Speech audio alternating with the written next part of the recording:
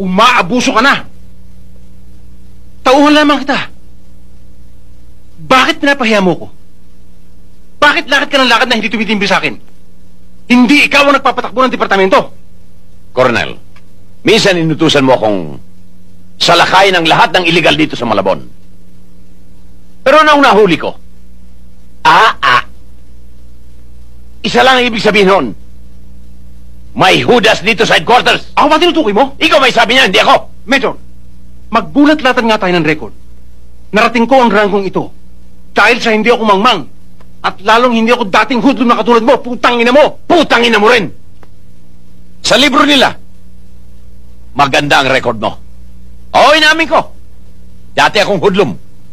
Pero mabuti na yung dating hoodlum na naging pulis kesa pulis na naging hoodlum. Manalak! Para hindi na magtagal ang pagsasama natin dito. O yan,